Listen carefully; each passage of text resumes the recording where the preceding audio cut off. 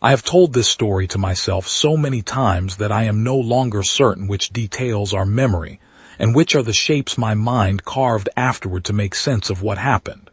That is what grief does. It smooths the edges. It makes the unbearable fit inside you. But I will try to tell it straight. The ship came down in the wrong place. That is how it always begins with us. The wrong place, the wrong moment, no warning and no choice. 1 second we were in the corridor arguing about the heating, and the next the floor tilted and the lights went amber and we were down. I grabbed the instrument panel and held on until the shuddering stopped, and then there was only silence and the faint smell of old stone. Old stone, not metal, not polymer, stone. I knew before I looked through the forward lens what kind of place we had landed in. I had spent 11 years studying civilizations just like this one, in lecture halls and libraries, and the cramped offices of universities that smelled of chalk dust and old paper. I knew the weight of that silence. I knew what it meant when the air itself had a texture like held breath. We were inside a tomb. I was the one who should have known better. I want to be clear about that. Whatever followed, whatever went wrong, the first mistake was mine. I was so certain of my knowledge, so hungry to touch the real thing after years of studying reproductions, that I reached out and took the bracelet from the wrist of the figure on the stone bier without thinking about what it meant to be seen wearing it. It was gold and jade, worked in the shape of a serpent, and it was the most beautiful object I had ever held in my hands. I put it on. I want to tell you I had a reason. I want to tell you it was some kind of professional instinct, some scholarly impulse toward authentication. But the truth is I put it on because I wanted to. Because after everything we had survived together, the cold planets, the collapsing stations, the years of running and fear, I wanted one moment of pure beauty that was mine. The door at the far end of the tomb opened, and the moment was over. I need to describe the Ixali before I go any further, because nothing that follows will make sense without understanding what they were. They were not like anything in our files. Their biology was close enough to human that it fooled you at first glance: bilateral symmetry, 2 eyes, upright posture, but close enough is a category that hides an abyss. Their neurological architecture was built around hierarchy, the way ours is built around pattern recognition. Every social interaction was a transaction in status, and status was not earned or inherited or negotiated the way it is among us. Among the Ixali, status was metabolically real. Their bodies produced and metabolized a compound. We later named it hierarchine for lack of a better word that their nervous systems required to function. Low-status individuals were in a literal physiological sense under chronic stress. The compound their high-status counterparts produced was a different variant, denser, slower metabolizing, and it permeated their environments, their temples, their council halls, their burial chambers. The tomb we landed in had been sealed for generations. It was saturated with hierarchine residue from a high priest of extraordinary rank. And the bracelet I put on my wrist, the one I lifted from the body on the stone bier, had been soaking in it for over a century. When I walked out of that tomb wearing the bracelet, my body was producing the compound at a level no living Ixali had ever encountered, and their physiological response was involuntary, immediate, and absolute. They knelt. Every single one of them, the guards, the priest in his formal headgear, the acolytes with their censers, went to their knees on the carved stone floor without a word, without a signal, without a decision. Their bodies made the choice before their minds could form a thought. I had become, in their nervous systems, something between a god and a drug. I was Yetaxa. I was the reincarnation of the most powerful high priest in their recorded history, returned in the flesh. The old man, I came to know him as Autlach, the high priest of knowledge, looked up at me with tears running down his face and said, in their language, which I understood because it shared root structures with 3 dead dialects I had studied for a decade, that the rains would come now, that the compact was renewed, that the circle was whole. I looked back at the door of the tomb, which had sealed itself behind us. The ship was inside. The ship was our only way home, and the door would not open from this side. The others were separated from me quickly. That was Ixali's doing. He was the high priest of sacrifice, a lean man with eyes that processed everything the way a code breaker processes cipher text, looking for the discontinuity, the place where the pattern breaks. He was not fooled by the hierarchy. He was, I think, constitutionally resistant to it in some way, or perhaps he had trained himself to override the physiological response, years of discipline in the service of his paranoia. He watched me from the beginning with an expression I recognized from my years in institutions. The face of someone who suspects they are being deceived, but cannot yet prove it. He separated Ian from me first, maneuvering him through a series of social traps that I only understood in retrospect. There was a warrior class among the Ixali, a caste whose status was entirely predicated on martial achievement, and Ixali engineered a situation in which Ian was publicly challenged to compete for a command position. Ian, who was stubborn and proud, and not always wise about when stubbornness and pride were liabilities, accepted. This meant he was bound by their military law, subject to their command structure, unable to simply walk away. His rival was Ixali's instrument, a big man with a specific and total commitment to killing Ian in whatever way he could arrange without technically violating the rules of the competition. Susan was taken to an education compound for unmarried females, which sounds benign and was not. They were preparing her for an arranged bonding ceremony, and the only thing that gave her any protection was my supposed divinity, which I could not maintain at close range because I did not understand enough of their social code to avoid making errors that Ixali could use. The old man, the doctor, I should call him that was the name we used, the name he had always used, managed the most unexpected complication of all. In his exploration of the gardens near the priest's quarters, he shared a cacao preparation with a woman named Kamka who was, as he realized only afterward, performing a betrothal ritual. In the Ixali tradition, sharing the prepared vessel was a binding act. He was engaged to be married. I should tell you that in a different story, in a story where I was less afraid and the stakes were less enormous, that would have been funny. He told me about it later with the precise mixture of embarrassment and irritation that only he could produce, and even then, even in the middle of everything, I nearly laughed. But I am getting ahead of myself. The first sacrifice was scheduled for the rain ceremony.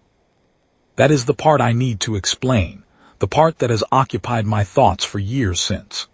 The Ixali practiced ritual killing as a structural element of their civilization, not as cruelty, not as sadism, not as the expression of a death cult in the way that phrase is used dismissively. Their sacrificial rituals were woven into the load-bearing architecture of their social order. The compounds in the blood of the ritual victims, specific compounds that only certain individuals produced in sufficient quantities, compounds linked to particular social roles that the Ixali had bred into their caste system over centuries. Those compounds, dispersed in specific ways at specific times, actually modulated the hierarchy cycle across the entire population. Their sacrifices were, in a deeply literal sense, pharmaceuticals. I did not know this when I made my first mistake. I knew only that there was a man in chains who was going to be killed on the altar, and I was supposed to be a god, and gods, in my experience of human religious tradition, were generally opposed to murder. So I stopped it. I stood on the high altar platform and I told them in their own language, speaking as Yethaxa, that this offering was refused, that the divine required no blood, that the rains would come through spiritual merit alone. The man in chains was released. He walked to the edge of the platform, and he threw himself off. I did not understand for a long moment. I stood there with my hands still raised in the gesture I had been making, the gesture I had seen Otlak use. And I watched the Ixali below move around the fallen body with a kind of practiced efficiency that told me this was not entirely unprecedented. Someone brought a cloth. Someone else moved people away. Otlak came to stand beside me and said, very quietly, that the offering had been deeply honored by my refusal, that to be refused by the divine was the highest form of the right, that his compound, now freely given rather than taken, would be especially potent. I had not saved him. I had given him a more meaningful death. Tlotoxl was watching me from across the platform with an expression that was not triumph. It was something more controlled than that. Confirmation. The confirmation that I was operating in a system I did not understand, that my interference had effects I could not predict, that I was, in the phrase that came to me standing there on that stone platform with the smell of incense and blood in the air, out of my depth. The old man found me in the garden that evening. He was the only one who could move freely between the different compounds. His betrothal to Kamka gave him a social position that cut across several caste boundaries, and he had the instinctive ability, which I had always envied, to make himself trusted by people in authority. He moved through their hierarchy the way water moves through stone, not by force, but by finding the channels that already existed. He sat beside me on the carved bench and he said, "You cannot rewrite their history." "I know," I said. He said, "This is not your civilization to save. You understand their language and their chronology and their material culture, but you do not understand the biology underneath it. None of us do. We have been here 4 days." I said, "Otlok has doubts. I have heard him in the evening prayers. There are hesitations in the cadence. He is not certain that the sacrificial rite is necessary." He said, "One priest's doubt does not rewrite a civilization." I said, "It might. Civilizations turn on individuals. Every reform in every culture we have ever studied began with one person who was willing to say that the way things have always been done was not necessarily the way things must continue to be done." He was quiet for a moment. In the compound above us, we could hear Ian being put through something that sounded like a combat drill, the impacts of practice weapons, the shouts of a trainer. He had been at it for hours. The old man said, "If you push too hard, Tlotoxl will destroy you. And then there will be no reform, and Ian will be trapped in their military system, and Susan will be bonded to someone who does not know her, and I will be married to a woman I genuinely respect but have no intention of spending my remaining years with. We will be unable to leave, and the civilization you are trying to save will continue exactly as it did before." I looked at him. He was looking at his hands. I said, "Then help me find the door." He said, "I am already working on it." Kamka's betrothed, her original betrothed, before the ceremony I stumbled into, was the architect of the temple complex. He designed the locking mechanism on the tomb door. She has drawings, but she won't give them to me unless she believes it will not simply be used to abandon her. I said, "Will it?" He didn't answer, which was answer enough. The trap Tlotoxl laid for me was elegant in the way that only traps built by intelligent, patient people can be elegant. He did not attack my divinity directly. He was too sophisticated for that. Instead, he engineered a situation in which I would be observed making a definitively human error. He had Ixta poison Ian's water supply before a particularly brutal training bout. The poison was not lethal. It was a compound that interfered with their musculature, produced genuine weakness without visible symptoms. Ian, who was stronger than most of their warriors and knew it, and had let himself become somewhat reliant on that advantage, was hammered to the floor of the training ground and nearly killed before the session was called. He survived because of stubbornness, and I want to say something about that because I think it matters. Ian Chesterton was not a soldier. He was a science teacher who had been dragged across the galaxy through a series of events that he had not chosen and could not have predicted, and he had learned to fight out of necessity, the way people learn anything, imperfectly, with effort, without natural talent that he hadn't earned. But he had something that their best warriors didn't have, something the Ixali hierarchy could not produce in their caste system, and could not fully account for in their models of combat. He had no investment in the outcome beyond survival. He didn't need to win. He didn't need the status that victory would bring. He needed to still be alive when the afternoon was over. And that specific, narrow, purely practical need gave him a flexibility that their tradition-bound warriors simply couldn't match. He lost the bout. He was on the ground, bleeding from a cut above his eye, and Ixta was standing over him with a weapon raised. And the crowd was silent in the way crowds go silent when they are waiting for a death. Ian looked up at Ixta and said, in their language, badly accented but completely intelligible, "You needed help to beat me. Everyone here knows it." Ixta didn't kill him. He couldn't, not without confirming the accusation to every witness in that compound. He walked away, and Ian sat up and spat blood and asked the nearest person for water, and the person gave it to him. That was the human hook, not the fight, not the physical endurance which was real but not exceptional. It was the refusal to be psychologically defeated on someone else's schedule, the refusal to lie down and play the role they had written for him. The Ixali hierarchy required you to accept the verdict of each status transaction. That was how the hierarchy cycle worked. That was how the social architecture maintained itself. Ian did not accept verdicts. Ian was constitutionally incapable of accepting verdicts. It was, in all honesty, one of the things that made him occasionally very difficult to be around, and one of the things that, in that moment, I loved about him with a fierceness that surprised me. But Tlotoxl saw it too, and Tlotoxl understood what it meant. He came to me in my quarters that evening. He came alone, which was unusual.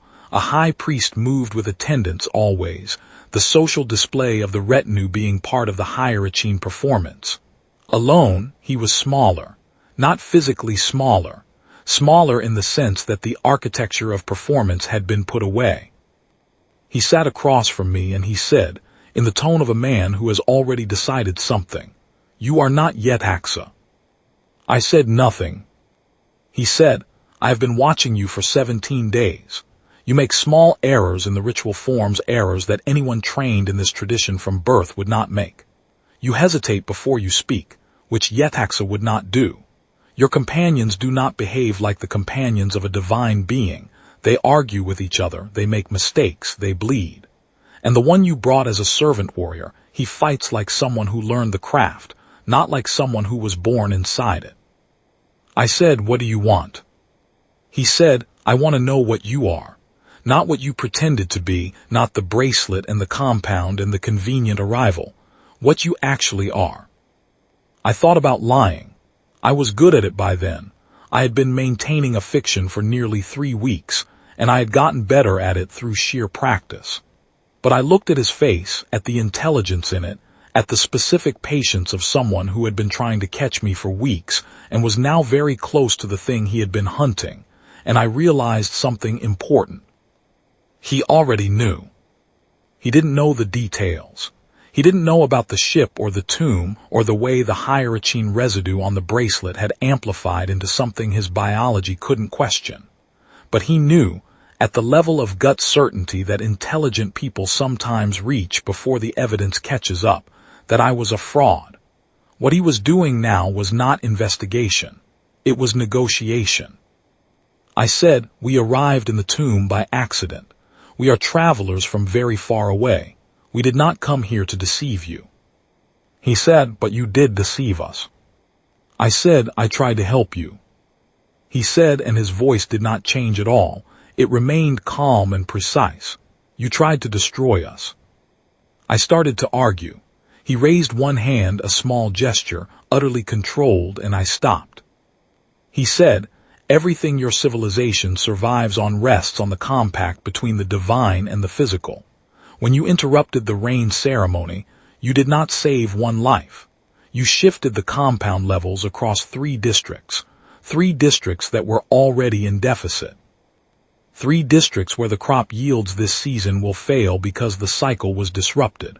When Otlok hesitates in the evening prayers because your presence has seeded doubt in him, the doubt radiates outward. It spreads through the social architecture the way a crack spreads through stone. 1 crack, 3 districts, 1 removed sacrifice. The cost of your compassion is not nothing." I sat with that for a long moment. I said, "You are telling me that the sacrifices are necessary." He said, "I am telling you that the sacrifices are what they are. I am not asking you to approve of them. I am asking you to understand that you are not operating in a system you comprehend, and the damage you are doing by operating without comprehension is real." I said, "Then let us leave. Open the door. Let us take our ship and go, and your civilization can continue exactly as it was before we arrived." He said, "And the doubt in Outlook." I said, "I can't take that with me." He said, "No, you can't." The final confrontation came not from Tlodoxal's planning, but from Ixta's impatience. Ixta had been given permission to eliminate Ian through an arranged, accidental death during a night training exercise, a narrow ledge above a deep cistern, a stumble that could be explained as clumsiness in the dark. What Ixta had not accounted for was that Ian had been warned. Not by me, I didn't know. By the old man, who had learned it from Kamka, who had overheard it in a garden where she had gone to grieve what she already understood was a betrothal that was going to be dissolved. Ian went to the ledge knowing what was coming. He went because refusing to go would have been a public act of cowardice in a culture where that had consequences for all of us, and because Ian's calculation, which I would have argued with in any other circumstance, was that a prepared man on a narrow ledge in the dark had better odds than any of the alternatives. He was right as it turned out, but only barely. I was not there for it. I learned about it afterward, from the account Ian gave me the next morning with the particular flatness of voice that I had come to recognize as his way of processing things that had frightened him. He said it had been dark and close, and that Ixta was very strong, and that at one point he had been hanging by one arm over the cistern with Ixta's boot on his wrist. He said the thing that saved him was that he had found, on his way to the ledge, a length of braided cord in the equipment store, and had tied one end to a support column and the other around his own waist before the bout began. He said it was the cord or nothing, so I took the cord. I said, "That's not a plan, Ian, that's desperation." He said, "Most plans are desperation with better documentation." He had a bruise along the left side of his jaw and a torn muscle in his shoulder, and a look in his eyes that I recognized because I had worn it myself. The look of someone who has seen the exact boundary of what their body can survive, and has filed that information away in the way you file away things you never want to need again. Ixta was dead. He had gone over the edge trying to dislodge the cord. Ian had not killed him with intention. He had simply refused to be killed himself, and Ixta's own momentum had done the rest. Ian spent a long time not speaking about that particular fact. I understood why. The door opened on the 22nd day. The old man had gotten the drawings from Kamka, not by deceit, not by manipulation, but by telling her the truth. He sat with her in the garden where he had accidentally proposed to her, and he told her what we were and where we had come from and what we needed, and he said that he cared for her in a way that he had not expected and did not fully know what to do with, and that the only honest thing he could give her was the truth. He said, "I cannot stay. I have never been able to stay anywhere.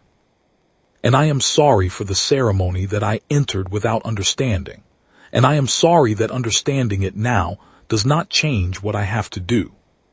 She gave him the drawings. He told me about it afterward briefly, the way he told me about things that had cost him something.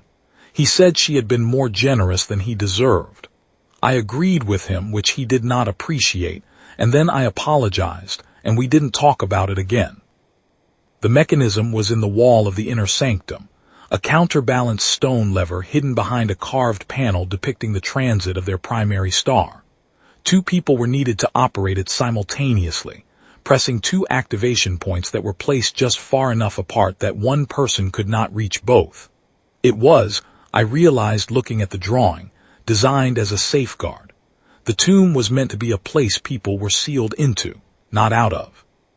The double activation was a last resort escape for attendants trapped during a sealing ceremony. I should tell you that we had 4 minutes from the time we triggered the mechanism to when it would re-engage. 4 minutes to get through the tomb, into the ship, and lift before the door sealed again permanently. The old man triggered one activation point. I triggered the other. Ian, whose shoulder was held together largely by determination and a tight binding, had Susan in his good arm and was already moving. The door opened. We ran. That is the honest account of it. There is no more elegant way to describe the next 4 minutes. We ran through the sanctum and through the antechamber and into the tomb, and the ship was exactly where we had left it. It always was. That was one of the few things I had learned to rely on, and the old man had the door open before I had finished counting the seconds in my head. We went inside. The door sealed. I stood in the corridor with my hands on my knees, breathing, listening to the stone settle on the other side of the hull, listening to the complete and total silence of a universe that had moved on without us, exactly as it always did, exactly as it always would. After a moment, Susan said, "We made it." Nobody answered for a while. I was thinking about Otlock, about the evenings I had spent with him in the garden where he went to study the star charts, the careful intelligence in his face as he traced the movements of their sun, and tried to reconcile what he was observing with what his tradition told him ought to be true. He had genuine doubts about the sacrificial rite. I had not planted those doubts. I want to be clear about that. Ixali was wrong about that particular accusation.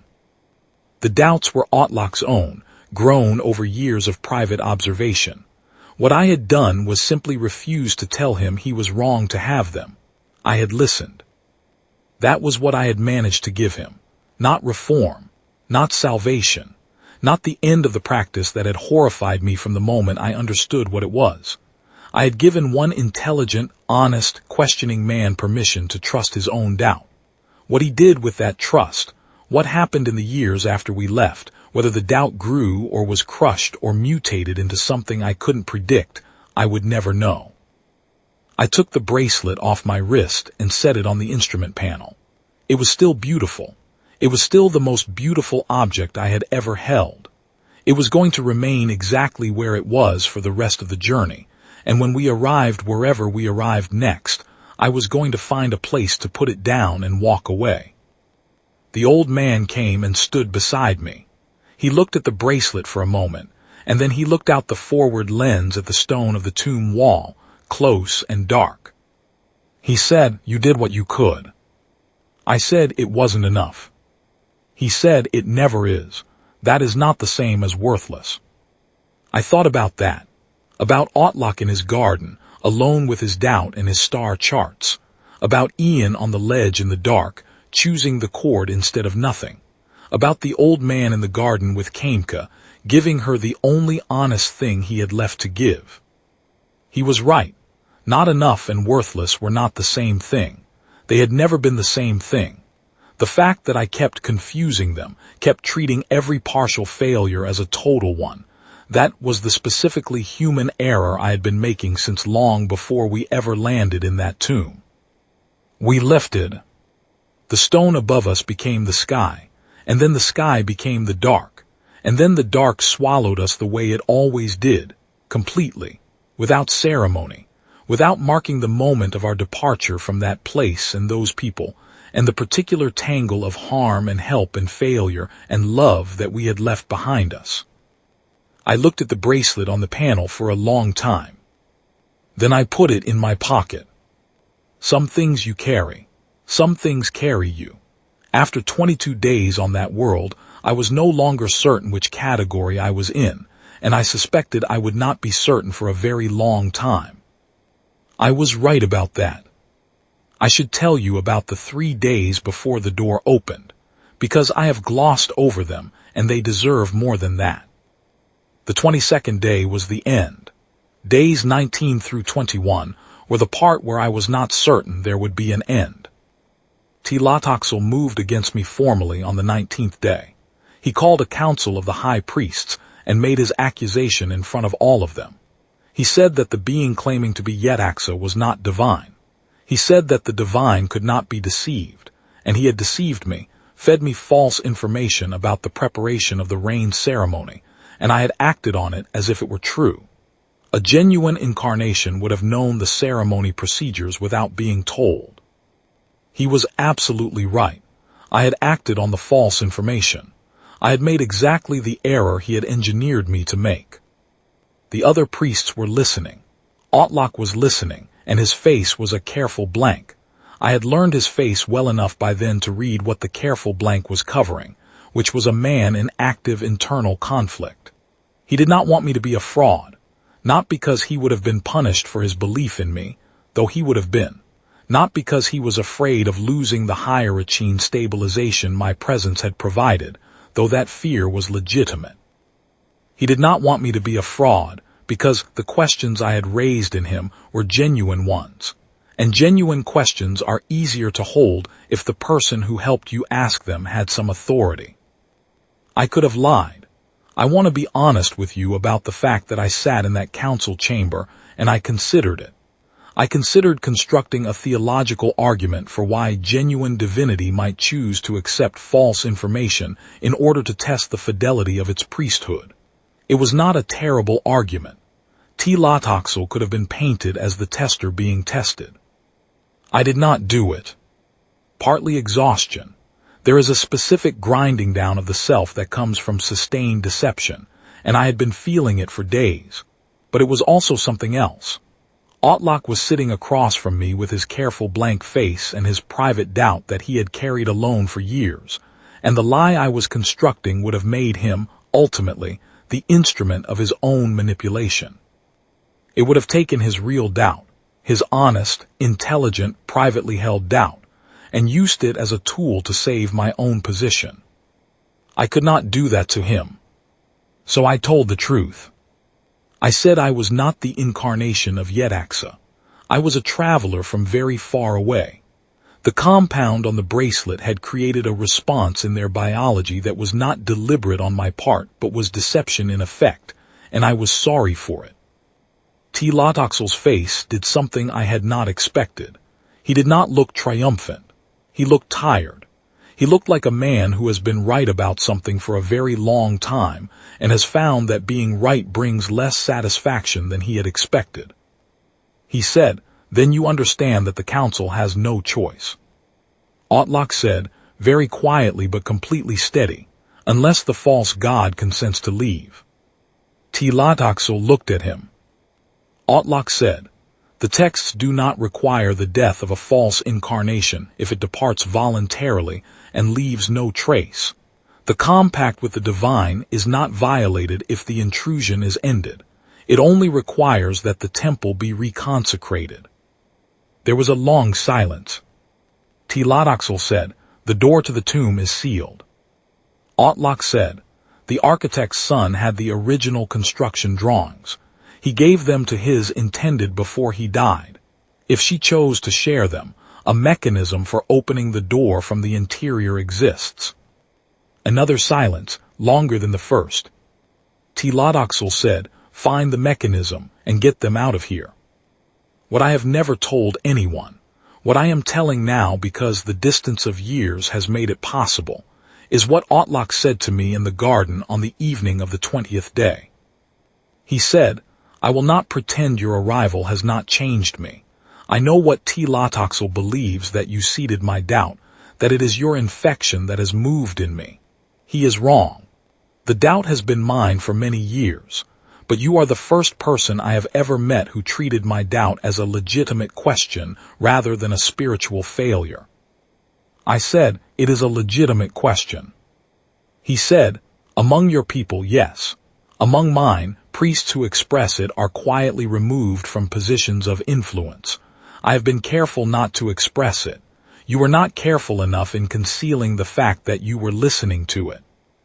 I said, "I'm sorry." He said, "Don't be, I am not."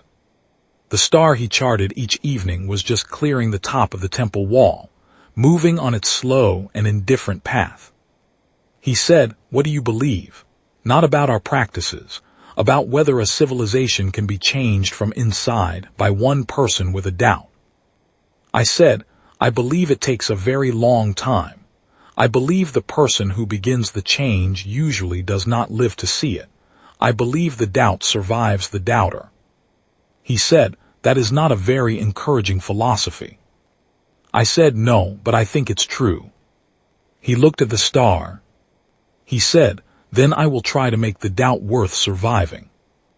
I think about Otlak more than I think about any of the others, more than Ixali, whose intelligence I respected and whose worldview I could not share, more than Ixta, who was a product of a system that was genuinely not his fault even if his actions within it were his responsibility, more than Kamka, though Kamka deserved better than any of us gave her, and I hope the version of her life that continued after we left was a good one.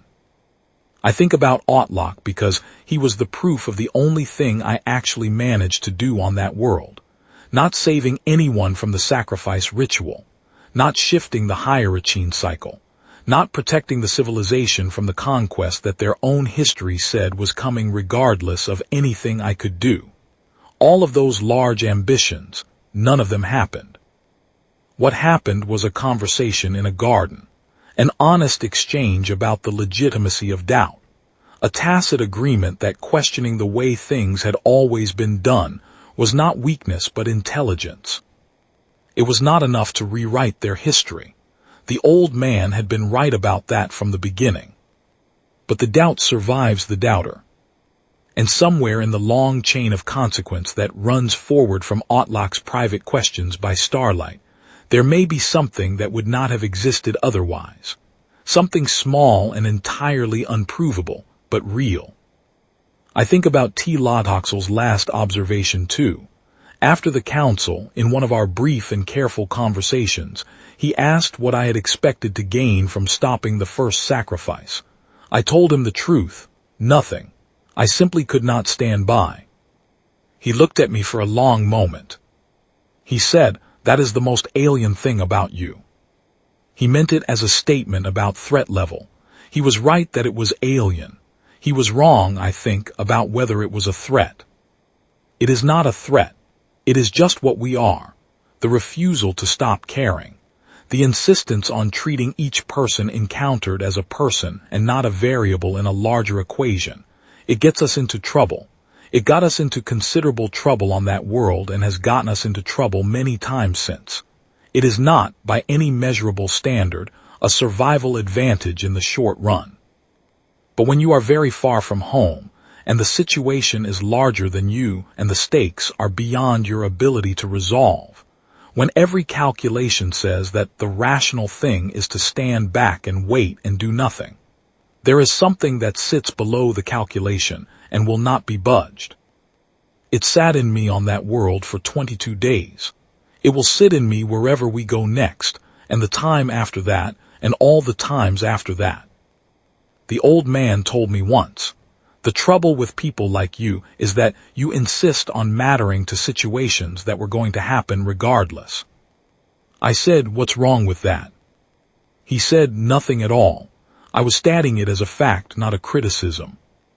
I left the bracelet in a compartment near the back of the ship.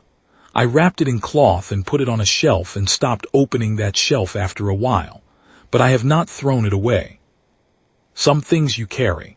That is all.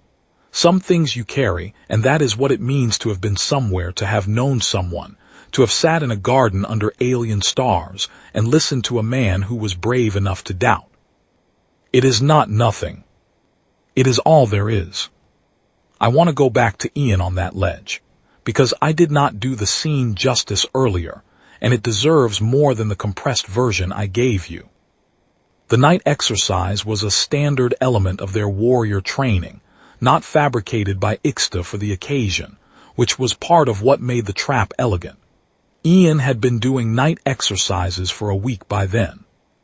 They involved navigating a course across the outer temple complex in the dark, using handholds and ledges that were perfectly manageable in daylight and required serious concentration after nightfall. The cistern was at the eastern end of the course. A stone shelf ran along its northern face, perhaps 4 hands wide, at a height that would kill you if you fell. Ixta's plan was to time his own run so that he and Ian were on the shelf simultaneously.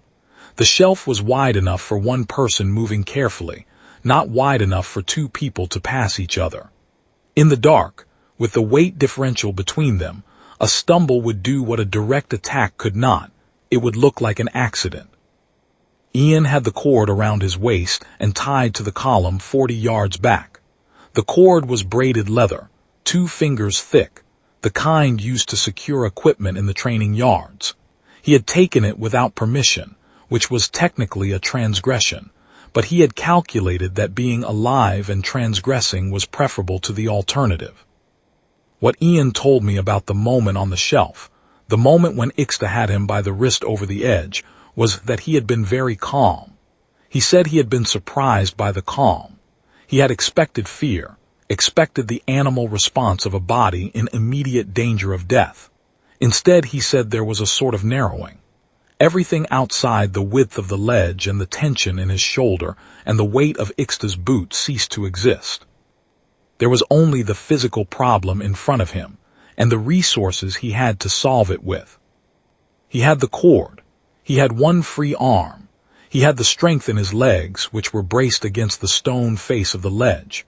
He had the knowledge that Ixta could not afford to let him die obviously. The compound levels in a killed obviously body would spike and spread in ways the priests would detect, and that would implicate the chain of command. Ian released his grip on the ledge. The cord went taut. He swung inward against the stone face, and the impact was bad but survivable. Ixta, who had been exerting force to push him away from the ledge and whose balance was entirely calibrated for that push, had nothing to push against. The momentum carried him. The ledge was 4 hands wide and he had only his own feet to save him, and they were not enough. Ian told me this in the flat voice I recognized. He said, "I did not let go of him. I want you to know that. I had his wrist when he went. I could not hold his weight plus mine on the cord. He pulled out of my grip." He looked at his hand when he said it, at the palm. I said, "There was nothing else you could do." He said, "I know. That does not change what it felt like." I did not tell him it would stop feeling that way, because I did not know if that was true, and I had made a resolution some time before that conversation to stop telling people things I could not verify. I sat with him instead, in the early morning light in the covered walkway outside the main compound, and we did not speak for a while. He had the binding on his shoulder and the bruise along his jaw and the look that does not go away quickly. After a while he said, "How much longer do you think we have here?" I said, 2 more days, maybe 3. He said, "All right." He stood up carefully, favoring the shoulder, and went to find something to eat. That was Ian. Grief had its moment, and then he found something to eat. I had found in the years of traveling with him that this was one of his better qualities. Not the suppression of feeling, he did not suppress it as far as I could tell, but the refusal to allow it to be the only thing happening.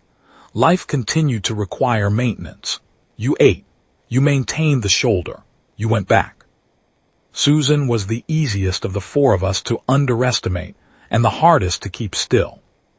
She had been placed in the education compound for unmarried females, which was a form of supervised community that their culture used to prepare young women for the bonding ceremonies. The compound had genuine educational content. Their high culture was sophisticated, and the instruction in mathematics and astronomical observation was material that Susan absorbed with the same hungry speed that she absorbed everything. But the purpose of the compound was social preparation, and the social preparation included an arrangement that the compound's administrator, a woman called Tanila's assistant. I never learned her name. She was always referred to by her function, had made with a particular caste family for Susan's formal introduction. Susan was 13 or thereabouts. She understood perfectly well what was happening and had decided, with the quiet completeness that characterized her decisions, that it was not going to happen. She did not fight it directly. She had been in enough situations in her life before I knew her to understand that direct refusal produced direct enforcement. Instead, she deployed the specific genius of someone who is very young and very intelligent, and has learned that the people responsible for her generally underestimate the gap between those two facts. She asked questions. She asked meticulous, thoughtful, genuinely interested questions about the astronomy and the mathematics and the social customs and the historical record, and she asked them in a voice, and with an expression that communicated total absorption and intellectual delight. The administrator's assistant spent 3 days answering her questions. By the 4th day, she had moved Susan to a different room in the compound, one adjacent to the astronomical records archive, where the questions could be answered more comprehensively. By the 6th day, Susan was being treated as a serious student of their astronomical tradition. By the 11th day, the bonding arrangement had been quietly set aside in favor of a more extended study period. I did not find this out until after we left. Susan told me about it on the ship, matter-of-factly, as if it were a minor logistical detail rather than 3 weeks of sustained, deliberate maneuvering around a social trap. I said, "You could have told me." She said, "You had other things to worry about." This was true. I still felt the particular helplessness of someone who was supposed to be responsible for a child and had not known that the child was managing a crisis independently. I said so, not very gracefully. She said, "You always worry that I am not managing. I am always managing." She said it without reproach, as a simple statement of fact. She was right, and she was young, and those two things sitting together made me feel something I did not have a simple word for. The old man and Kamka. I was there for some of it.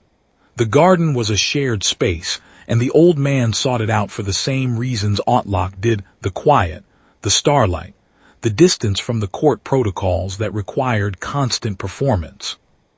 Kamka came to the garden in the evenings because she had been coming to that garden in the evenings for years, since before any of us arrived, since back when she was grieving the death of the man she had expected to bond with, and had found that the precise geometry of that particular space helped her think. She was not young. She was close to the old man's apparent age, which is a thing that does not mean what you might expect with him. She was a person of significant standing in their civilian hierarchy, not a priest but connected to the priestly families through a long series of social bonds, knowledgeable about the temple records, trusted by Otlock in particular. She had read widely in their astronomical and historical archives. She had opinions about the records. She was not shy about expressing them. The old man found, I think, that he had not expected to find anyone like her there. He had gone to that garden to think, and had encountered someone who thought in ways that interested him, and the interest had gotten ahead of the social context before he had noticed the gap. The betrothal ceremony was genuine. He had genuinely not understood what the sharing of the prepared vessel signified.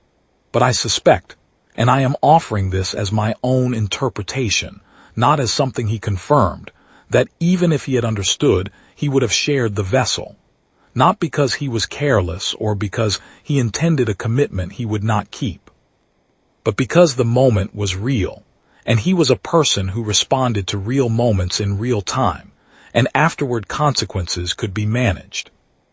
Managing the consequence here meant telling her the truth. He did not do it easily.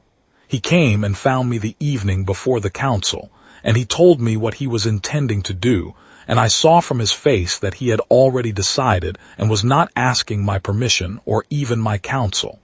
He was telling me, I think, because he had learned over the years, we had traveled together, that telling someone a difficult thing before you did it made you more likely to actually do it.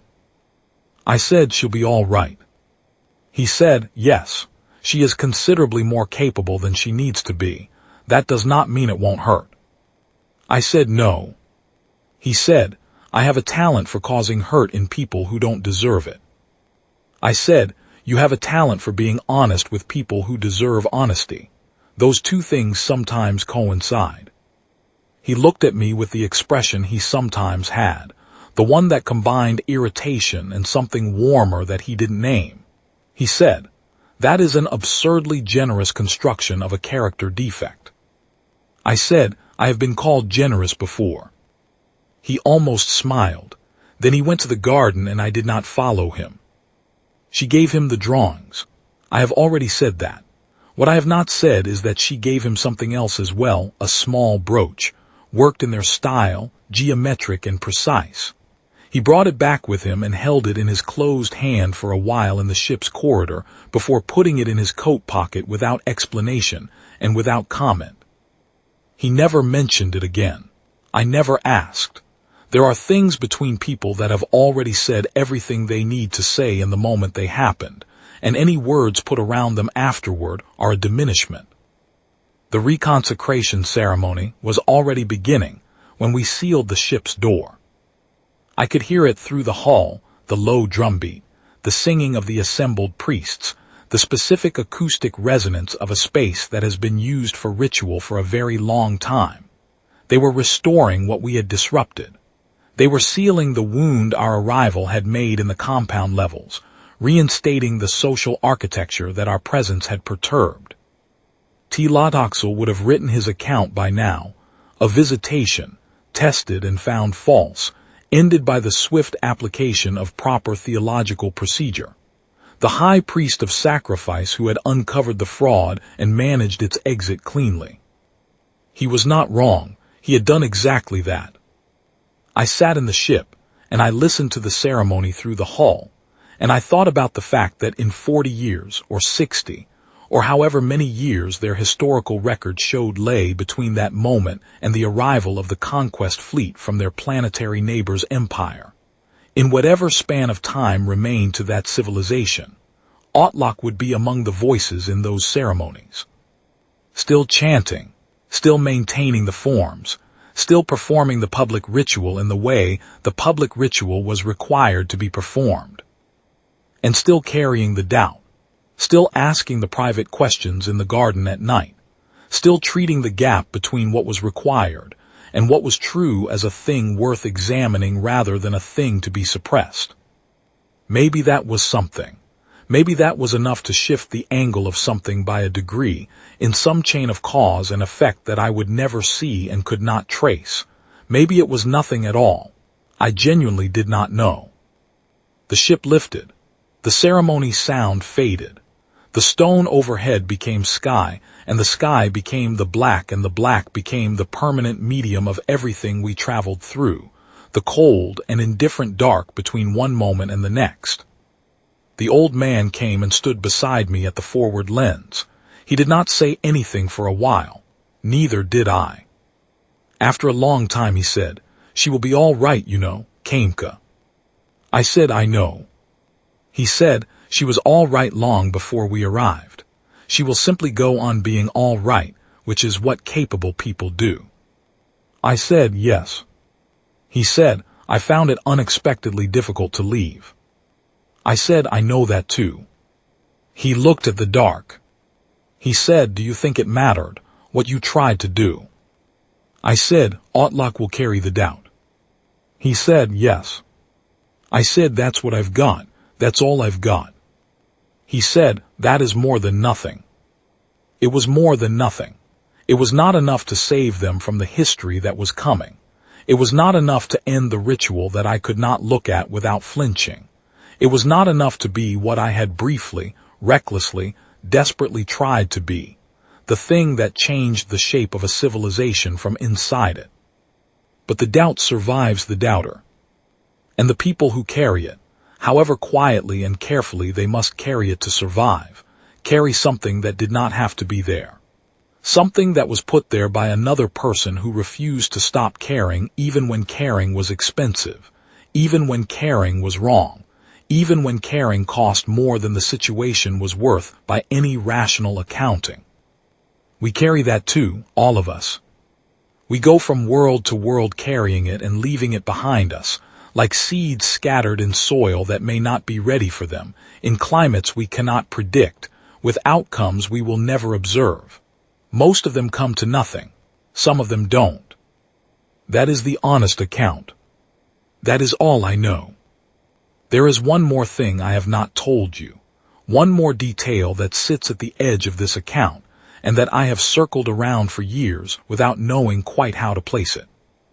On the final morning, the morning of the 22nd day, before the mechanism was triggered and the door opened and everything that happened afterward happened, I went to the garden one last time. Otlak was there. I do not know if he had expected me. I do not know if he had gone there because it was his habit, or because he understood that this was the last morning. He was standing at the edge of the planted area, where the flowering ground cover grew in patterns that their astronomers used as calendrical markers, and he was looking at the particular plant that bloomed in the brief period before the dawn light reached it, a night bloomer, a small pale thing that closed when the sun hit it. I stood beside him, and we watched it for a while. He said, "You are leaving today." I said, "Yes." He said, "The compound levels will stabilize within a month. The disruption to the rain districts will correct itself by the following season. T. Lotoxel's account of the visitation will become the official record." I said, "I know." He said, "It will be as if you were never here." I thought about that. The specific erasure of a thing that had been real, not falsified, not misrepresented, but simply absorbed into the official version and smoothed over until no trace remained in the social record. I said, "What about in the unofficial record?" He looked at me. I said, "What about in the record you keep? The one in your head, in your evening observations, in whatever it is you write down in the margins of the astronomical charts?" He said after a long pause, "That is a different archive." I said, "Then I am in that one." He said, "Yes." We stood there for another moment while the night-blooming plant held its shape against the incoming light, brief and pale, and perfectly indifferent to whether anyone was watching. Then the light reached it, and it began to close. I went back inside. I found the others. We triggered the mechanism and we ran and we made it, in the order I have already described, and the ship lifted and the ceremony sound faded behind the hull and the dark took us. But before I went back inside, in the moment between the plant closing and my first step away from the garden, Otlak said one more thing. He said, "Thank you for listening." That was all. 3 words in their language, spoken quietly to the back of my head as I was already turning to leave. Thank you for listening. I have heard many things on many worlds. Remarkable things, terrible things, the kind of things that lodge in you permanently and cannot be dislodged no matter how much time passes. I have heard the sound a civilization makes when it first understands that it is not alone in the dark. I have heard the particular silence of a ship interior when everyone on board knows something is very wrong. I have heard the strange intimacy of people telling each other the truth in circumstances where the truth costs something. 3 words, spoken quietly in a garden on the last morning. I carry those too. I will carry them for as long as I carry anything.